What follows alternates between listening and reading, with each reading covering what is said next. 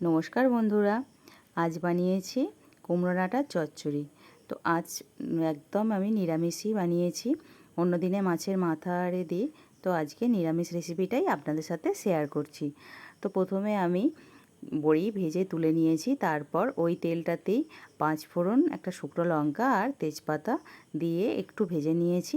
তারপর কেটে রাখা সবজিগুলো দিয়েছি। এখানে দিয়েছি ঝিঙে, থোড় আর আলু। আর ঝিঙে আর থোড় থেকে যেহেতু জলটা একটু বেশি বেরোয়, সেই জন্য এইটাকে দিয়ে একটু উনুনের আঁচটা বাড়িয়ে নিয়েছিলাম।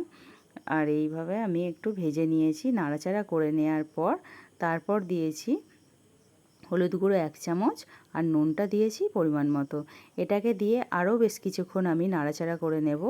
তারপর নাড়াচাড়া করে নিয়ে ভাজা ভাজা মতো হয়ে গেলে তাতে দিয়েছি 1 চামচ জিরে গুঁড়ো, 1 চামচ ধনে গুঁড়ো আর সর্ষে পোস্ত বাটা 1 চামচ। তারপর ওই যে বাটা মশলার জলটা ছিল সেটা দিয়েও আরও বেশ কিছুক্ষণ আমি নেড়ে নিয়েছি। তারপরে দিয়ে দিলাম এখানে 1 চামচের মতো লঙ্কা গুঁড়ো। চচ্চড়িতে বেশি ঝাল খায় না বলে ওই জন্য অল্পই দিলাম। এরপর আগে থেকে কেটে রাখা কুমড়ো ডাঁটা আর কিছুটা নোটে ডাঁটা ছিল, সেটাও দিয়ে দিলাম। নোটে ডাঁটাগুলো মোটা মোটাগুলো ফেলে দিতে হয়, যেহেতু চচ্চড়িটা হচ্ছিল সেই জন্য এর সঙ্গে দিয়েই খেয়ে নিলাম। এরপর এইগুলোকে আর বেশি কিছুক্ষণ নেড়ে নেব। যখন জলটা শুকনো হয়ে আসবে তারপর আমি সেদ্ধ করার জন্য এখানে আরও কিছুটা পরিমাণ জলটা দিয়ে দিলাম। দিয়ে এটাকে আমি 15 মিনিটের জন্য সেদ্ধ হতে দেব অল্প আঁচে। 15 মিনিট এটা সেদ্ধ হবে, কেন প্রেসার কুকারে করলে একটা সিটিতেই হয়ে যায়, আর কুমড়ো ডাঁটা তো একটু সেদ্ধ হতে টাইম লাগে, সেই জন্য 15 মিনিট অল্প আঁচে দিয়ে দেব।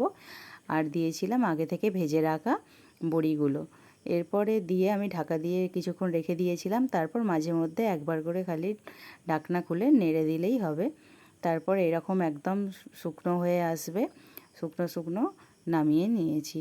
তো নামানোর আগে আমি দিয়েছিলাম 1 চামচের মতো চিনি। গরম গরম ভাতের সঙ্গে এটা ভালো লাগবে, কিংবা অবসর টাইমে এটা চিবোতেও খুব ভালো লাগবে। কেমন লাগলো রেসিপিটা অবশ্যই জানাবেন। ভালো লাগলে চ্যানেলটি সাবস্ক্রাইব করবেন।